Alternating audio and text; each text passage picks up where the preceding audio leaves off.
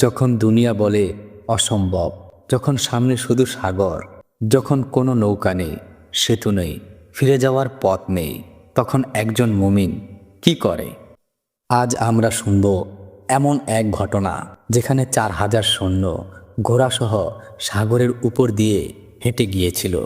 এটা কোনো কল্পকাহিনী নয়, এটা সাহাবায়ে কেরামের ইমানের ইতিহাস। সময়টা ছিল খেলাফতের যুগ, যখন খলিফা ছিলেন ওমর ইবনুল খাত্তাব রাদিয়াল্লাহু তাআলা আনহু। এমন একজন শাসক যার নাম শুনলে রোম কেঁপেছে, পার্শ্বর্য থরথর করেছে। কিন্তু সেই সময়ও ছিল ফিতনা, বিদ্রোহ, মুনাফিকি। সেই সময় বাহরাইন অঞ্চলে শুরু হলো বিদ্রোহ। সেখানে গভর্নর ছিলেন আলা ইবনে আল হাদরামি রাদিয়াল্লাহু তাআলা আনহু, একজন সাহাবী, একজন আল্লাহওয়ালা লোক, একজন দোয়া কবুল হওয়া মানুষ। তখন বাহরাইনের কিছু লোক ইসলাম ত্যাগ করে বিদ্রোহ করল। তারা সমুদ্রের ওপারে গিয়ে ঘাঁটি গড়ল। মুসলিম বাহিনী প্রস্তুত হলো, 4,000 সৈন্য, ঘোড়া, তরবারি, বর্ম। কিন্তু সামনে এক বিশাল সাগর। কেউ বলল, আমির, নৌকা নেই। আরেকজন বলল, আমরা কি ফিরে যাব? আবার কেউ ফিসফিস করে বলল, এটা কি আমাদের শেষ যাত্রা? আলা ইবনে আল হাদরানি রাদিয়াল্লাহু তাআলা আনহু সৈন্যদের সামনে দাঁড়ালেন। তার চোখে ভয় নেই, তার কণ্ঠে কাঁপন নেই। তিনি বললেন, ইয়া আইয়ুহান নাস, আমরা কার সৈন্য? সৈন্যরা বলল, আমরা আল্লাহর সৈন্য। তিনি বললেন, তাহলে সাগর কি আল্লাহর মালিকানার বাহিরে? আলা রাদিয়াল্লাহু তাআলা আনহু উজু করলেন। তিনি 2 হাত তুলে দোয়া করলেন, ইয়া আল্লাহ, তুমি মূসা আলাইহিস সালামের জন্য সাগর চিরে দিয়েছিলে। আজ আমরা তোমার দিনের জন্য বের হয়েছি, আমাদের জন্য পথ খুলে দাও। সৈন্যদের চোখ ভিজে গেল। কেউ কাঁদছে, কেউ কোরআনের আয়াত পড়ছে, কেউ শাহাদাত পড়ছে। সেই মুহূর্তে তারা জানতো না সামনে কি আছে, কিন্তু তারা জানতো তাদের রব আছেন। আলা রাদিয়াল্লাহু তাআলা আনহু ঘোড়ার লাগাম টানলেন, বললেন, বিসমিল্লাহ। তিনি ঘোড়া নিয়ে সাগরের দিকে অগ্রসর হলেন। সৈন্যরা তাকিয়ে আছে। ঘোড়ার পা পানিতে পড়ল, কিন্তু ঘোড়া ডুবল না। ঢেউ থেমে গেল, যেন পানি শক্ত জমনির মতো হয়ে গেল। 4,000 সৈন্য তাকবীর দিতে শুরু করলো, আল্লাহু আকবার, আল্লাহু আকবার। তারপর আরেকজন, তারপর পুরো বাহিনী, আল্লাহু আকবার, আল্লাহু আকবার। সাগরের ঢেউ যেন তাকবীরে কেঁপে উঠল। 4,000 সৈন্য ঘোড়াসহ পানির উপর দিয়ে চলতে লাগলো। কেউ ডুবল না, কোনো বর্ম ভিজল না, কোনো তরবারি মরিচা ধরল না। সেই যুগে খলিফা ছিলেন ওমর ইবনুল খাত্তাব রাদিয়াল্লাহু তাআলা আনহু, যার যুগে একজন সাধারণ সৈন্য ছিল আল্লাহর সাথে সংযুক্ত, এবং নেতৃত্বে ছিলেন আলা ইবনে আল হাদরামি রাদিয়াল্লাহু তাআলা আনহু, যিনি ছিলেন দোয়া কবুল হওয়ার মানুষ। ভাবুন দৃশ্যটা, চারদিকে শুধু পানি, গভীর নীল সমুদ্র, কোনো তীর দেখা যাচ্ছে না, কিন্তু সৈন্যদের মুখে ভয় নেই। তারা কোরআন তেলাওয়াত করছে, কেউ আবার কান্নায় ভেঙে পড়েছে আল্লাহর কুদরত দেখে। ওপারে বিদ্রোহীরা দাঁড়িয়েছিল। তারা দূর থেকে দেখল মুসলমান বাহিনী সাগরের দিকে এগিয়ে যাচ্ছে। তারা হাসছিল, এরা পাগল হয়ে গেছে। কিন্তু হঠাৎ তারা দেখল ঘোড়াগুলো ডুবছে না, সৈন্যরা পানির উপর দিয়ে আসছে। তাদের মুখ ফ্যাকাশে হয়ে গেল। কেউ বলল, এরা মানুষ না, এরা আসমানি বাহিনী। সাগর অতিক্রম করতে কিছু সময় লাগলো, কিন্তু অবশেষে 4,000 সৈন্য নিরাপদে ওপারে পৌঁছে গেল, কোনো রকম ক্ষতি ছাড়া। একটি প্রাণও হারালো না, একটি অস্ত্র হারালো না। তারা মাটিতে নামলো, তাকবীর দিল, আল্লাহু আকবার, আল্লাহু আকবার। শত্রুর মনোবল ভেঙে গেল। তারপর শুরু হলো যুদ্ধ, কিন্তু যুদ্ধ দীর্ঘস্থায়ী হলো না। শত্রুরা ভীত হয়ে গেল, তাদের মন ইতিমধ্যে পরাজিত হলো। অল্প সময়ে মুসলিম বাহিনী বিজয়ী হলো। ঐতিহাসিক আলেমগণ বলে, এটি ছিল কারাতুল আউলিয়া। আল্লাহ তার বান্দাদের সাহায্য করেছেন। আজ আমরা সাগর দেখলে ভয় পাই, তারা সাগরকে দেখেছিল রবের সৃষ্টি হিসেবে। আজ আমরা পরিকল্পনার উপর ভরসা করি, তারা ভরসা করত আল্লাহর উপর। একটি খবর, যা মরুভূমি পেরিয়ে পৌঁছে গেল মদিনায়। এমন এক খবর যা শুনে মানুষের চোখে বিস্মিত আর একজন খলিফার হৃদয় কাঁপন ধরল। সেই সময় মদিনায় রসুলুল্লাহ সাল্লাল্লাহু আলাইহি সাল্লামের শহর মসজিদে নববী, সেখানে বসে আছেন খলিফা ওমর ইবনুল খাত্তাব রাদিয়াল্লাহু তাআলা আনহু। তার চেহারায় কঠোরতা, কিন্তু অন্তরে ছিল আল্লাহর ভয়। ঠিক তখনই এক দূত এসে উপস্থিত হলো। সে বলল, ইয়া আমিনুল মুমিনিন, বাহরানেই অলৌকিক ঘটনা ঘটেছে। 4000 সৈন্যের নেতৃত্বে আলা ইবনে আল হাদরামি রাদিয়াল্লাহু তাআলা আনহু সাগরের উপর দিয়ে ঘোড়া নিয়ে পার হয়েছে। মসজিদের নীরবতা নেমে এলো। কেউ তাকিয়ে আছেন খলিফার দিকে। ওমর রাদিয়াল্লাহু তাআলা আনহু মাথা নিচু করলেন। তিনি বললেন, আল্লাহু আকবার। তার চোখে পানি চলে আসলো। অনেকে ভাবল তিনি হয়তো আনন্দিত, কিন্তু ওমর রাদিয়াল্লাহু তাআলা আনহু বললেন, আমি আল্লাহর কাছে শুকর আদায় করি, কিন্তু আমি ভয় করি। সাহাবারা জিজ্ঞেস করলেন, ভয় কেন ইয়া আমিনুল মুমিনিন? তিনি বললেন, যদি তাদের অন্তরে অহংকার প্রবেশ করে, যদি তারা মনে করে এটা তাদের শক্তি ছিল। কি গভীর কথা! কারামত থেকেও তিনি ভয় পাচ্ছেন, কারণ তিনি জানেন নফস সবচেয়ে বড় শত্রু। হযরত ওমর রাদিয়াল্লাহু তাআলা আনহু আলা রাদিয়াল্লাহু তাআলা আনহু এর কাছে চিঠি পাঠালেন। চিঠিতে লিখলেন, হে আল্লাহ, তুমি যে কাজ করেছ তা আল্লাহর সাহায্যে হয়েছে। নিজের কৃতিত্ব মনে করো না এবং ভবিষ্যতে সৈন্যদের এমন বিপদের মধ্যে ফেলো না। এটা ছিল একজন প্রকৃত নেতার দৃষ্টিভঙ্গি। তিনি অলৌকিক ঘটনায় মুগ্ধ হয়ে বসে থাকেননি, তিনি দায়িত্বের কথা স্মরণ করিয়ে দিয়েছেন।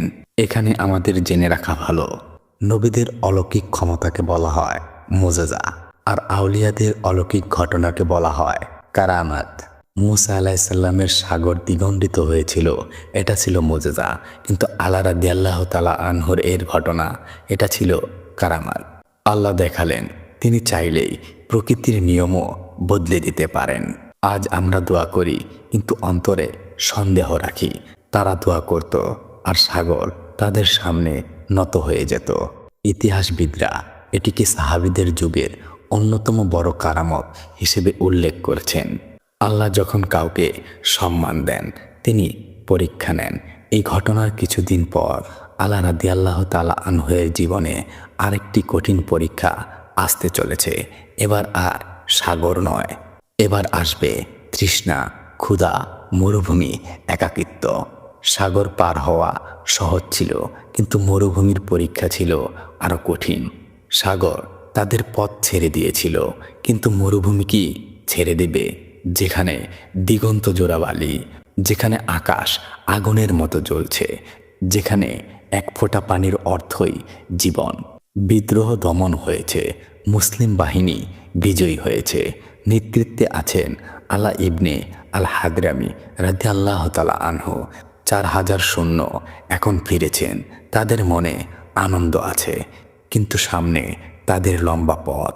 সমুদ্র পেরোনোর অলৌকিক ঘটনা যেন এখনো তাদের চোখে ভাসছে, কিন্তু তারা জানতো না এবারের পরীক্ষা আরো কঠিন। তারা দিনের পরে দিন কাটালেন মরুভূমিতে। সূর্য তাদের মাথার উপর, পানির মশক ফাঁকা হয়ে যাচ্ছে। একজন সৈন্য এসে বলল, আমির, পানি প্রায় শেষ। আরেকজন বলল, উটগুলো ক্লান্ত, সৈন্যরা দুর্বল, চোখে উদ্বেগ। এক সময় পানি পুরোপুরি শেষ, তৃষ্ণায় ঠোঁট ফেটে যাচ্ছে। কিছু সৈন্য কাঁপছে, কেউ কেউ ফিসফিস করছে, আমরা কি এখন মারা যাব? মরুভূমি পুরোপুরি নীরব, কোনো কূপ নেই, কোনো ছায়া নেই। আল্লাহ রাদিয়াল্লাহু তাআলা আনহু সবাইকে থামালেন। তিনি বললেন, আমরা কি সাগরের দিন ভুলে গেছি? যে রব সাগরকে জমিন বানাতে পারেন, তিনি কি মরুভূমিতে পানি দিতে পারেন না? সৈন্যদের চোখে আবার আশার আলো জ্বলল। আল্লাহ রাদিয়াল্লাহু তাআলা আনহু 2 রাকাত সালাত আদায় করলেন। তিনি কান্নায় ভেঙে পড়লেন। তিনি দোয়া করলেন আর বললেন, ইয়া আল্লাহ, আমরা দুর্বল, আমরা তোমার বান্দা, আমাদের পানি দাও। হঠাৎ আকাশে মেঘ জমতে শুরু করলো। মরুভূমির আকাশ যেন সপ্তাহের পর সপ্তাহ মেঘ আসে না, সেখানে কালো মেঘ, বাতাস বদলে গেল। বৃষ্টি শুরু হলো। প্রথমে ফোঁটা ফোঁটা, তারপর ঝরঝর করে। সৈন্যরা কাঁদছেন, কেউ হাত তুলে পানি ধরছে, আবার কেউ সেজদায় পড়ে গেছে। বৃষ্টি এত হলো যে মাটিতে পানি জমে ছোট পুকুর হয়ে গেল। তারা পানি পান করলো, পশুরা পানি পান করলো, মশক ভরে নিল। কিছুক্ষণ পর আকাশ আবার পরিষ্কার হলো। মেঘ নেই, সূর্য আগের মতোই জ্বলছে, যেন কিছুই ঘটেনি। তারা তৃষ্ণায় মরেনি, কারণ তাদের ঈমান শুকিয়ে যায়নি। আজ আমরা সামান্য বিপদে ভেঙে পড়ি, তারা মৃত্যুর সামনে দাঁড়িয়েও রবকে ডাকত। সাগর তাদেরকে থামাতে পারেননি, মরুভূমি তাদেরকে শুকাতে পারেননি। কিন্তু মানুষের কথা, মানুষের সন্দেহ, মানুষের অপবাদ, সেটা কি সহ্য করা সহজ? বীরের জীবনে সবচেয়ে কঠিন যুদ্ধ নিজের নফস আর মানুষের জিহ্বার বিরুদ্ধে। মদিনায় কিছু লোক ফিসফিস করতে লাগলো, এত বড় কারামত সত্যি কি এমন হয়? কেউ বলল হয়তো বাড়িয়ে বলা হয়েছে। খবর পৌঁছালো খলিফার কাছে। ওমর ইবনুল খাত্তাব রাদিয়াল্লাহু তাআলা আনহু, তিনি ছিলেন অত্যন্ত সতর্ক শাসক। তিনি কারো প্রতি অন্যায় করতে চাইতেন না, কিন্তু তিনি চাইতেন দ্বীনের কাজে কোনো সন্দেহ না থাকুক। ইতিহাসে বর্ণিত আছে কিছু প্রশাসনিক অভিযোগও উঠেছিল, সেগুলো বড় অপরাধ ছিল না, কিন্তু ওমর রাদিয়াল্লাহু তাআলা আনহু সিদ্ধান্ত নিলেন আলা রাদিয়াল্লাহু তাআলা আনহুকে গভর্নর পদ থেকে সরিয়ে অন্য দায়িত্ব দেওয়া হবে। নেতৃত্ব দেওয়া হলো অন্য সাহাবীকে। আলা রাদিয়াল্লাহু তাআলা আনহুকে ডাকা হলো মদিনায়। ভাবুন দৃশ্যটা, একজন মানুষ যার দোয়ায় সাগর শান্ত হয়েছে, যার দোয়ায় মরুভূমিতে বৃষ্টি নেমেছে, তাকে এখন সরিয়ে দেওয়া হচ্ছে। তিনি কি কোনো প্রতিবাদ করবেন? তিনি কি বলবেন আমি তো কেরামতের অধিকারী? না, তিনি শুধু বললেন আমি শুনলাম এবং তা মেনে নিলাম। এটাই ছিল তার শক্তি। তিনি অলৌকিক ঘটনার মালিক ছিলেন না, তিনি ছিলেন আল্লাহর বান্দা। তিনি বুঝতেন কারামত আমার ছিল না, সেটা ছিল আল্লাহর দান। এই কারণেই তার অন্তরে অহংকার জন্ম নেননি। কিছুদিন পর আলা রাদিয়াল্লাহু তাআলা আনহু আবারও জিহাদের সফরে বের হলেন। এবার কোনো সাগর নেই, কোনো বৃষ্টি নেই, শুধু নীরব মরুভূমি। সেই সফরেই তিনি ইন্তেকাল করলেন। যে মানুষ সাগরের উপর দিয়ে হেঁটেছিল, সে মানুষ আজ মাটির নিচে শুয়ে পড়ল। দুনিয়া তাকে ভুলে যেতে পারে, কিন্তু আসমান তাকে চিনে রেখেছেন। অলৌকিক ঘটনা বড় নয়, বড় হলো ইখলাস। পদ হারানো পরাজয় নয়, অহংকার হারানোই বিজয়। মানুষের সন্দেহ করতে পারে, কিন্তু আল্লাহ জানেন অন্তরের অবস্থা। এই গল্প এখানেই শেষ নয়, সবচেয়ে গুরুত্বপূর্ণ প্রশ্ন এখনো বাকি। এই ঘটনার দলিল কতটা শক্তিশালী? হাদিসের নাম কি? আলেমরা কি বলেছেন? আর আমাদের জীবনে এর প্রয়োগ কি? কারামত শুনে মুগ্ধ হওয়া সহজ, কিন্তু কারামতের মতো ঈমান গড়া খুবই কঠিন। সাগর শান্ত হয়েছিল, মরুভূমিতে বৃষ্টি নেমেছিল, কিন্তু আজ আমাদের হৃদয় কি নড়ছে? কারামতের গল্প শুনে চোখ ভিজে, কিন্তু আমাদের ঈমান কি বদলায়? এই ঘটনার বর্ণনা সরাসরি সহিহ বুখারী বা মুসলিমে নেই, কিন্তু ইতিহাস ও সিরাহ গ্রন্থে উল্লেখ আছে। যেমন আল রিদায়া ওয়ান নিহায়া, দালাইনুল নবুয়াত, আল ইসাবা ফি তামইহিজিস সাহাবা, সাহাবীদের যুগের কারামাত হিসেবে উল্লেখ করেছেন। আকীদার দৃষ্টিতে আহলুস সুন্নাহ ওয়াল জামিআ বিশ্বাস করে কারাতুল আউলিয়া হক, অর্থাৎ আল্লাহ তার নেক বান্দাদের মাধ্যমে অলৌকিক ঘটনা প্রকাশ করতে পারেন। কিন্তু কারামত কখনোই নবীর মুজিজার সমান নয়। মূসা আলাইহিস সালামের সাগর বিভক্ত হওয়া ছিল মুজিজা, আর আলা রাদিয়াল্লাহু তাআলা আনহু এর ঘটনা ছিল কারামাত। কারামত দেখানোর জন্য নয়, কারামত প্রাণের জন্য নয়। কারামত আসে যখন বান্দা একান্তভাবে আল্লাহর উপর নির্ভর করে। নেতৃত্ব ছিলেন আলা ইবনে আল হাদরামী রাদিয়াল্লাহু তাআলা আনহু, আর সেই যুগে খলিফা ছিলেন ওমর ইবনুল খাত্তাব রাদিয়াল্লাহু তাআলা আনহু, যিনি অলৌকিক ঘটনায় মুগ্ধ না হয়ে ইখলাস ও দায়িত্বের উপর জোর দিয়েছিলেন। আজ আমরা সাগরের উপর হাঁটি না, কিন্তু আমরা সুদের ব্যাংকের উপর হাঁটি। আমরা মরুভূমিতে তৃষ্ণায় মরি না, কিন্তু গুনাহের তৃষ্ণায় শুকিয়ে যাই। আমরা অলৌকিক ঘটনা চাই না, কিন্তু ফজরের সালাতে উঠতে পারি না। আপনি কি চান আপনার জীবনের সাগর শুকিয়ে যাক, নাকি আপনার অন্তরের সন্দেহ শুকিয়ে যাক? কেরামতের চেয়ে বড় জিনিস কি জানেন? সেটা হলো হেদায়াত। যদি আপনি আজ এই গল্প শুনে সিদ্ধান্ত নেন, আল্লাহর উপর ভরসা রাখবেন, গুনাহ ছাড়বেন, সালাত ঠিক করবেন, তাহলে এটাই হবে আপনার জীবনের সবচেয়ে বড় কারামাত।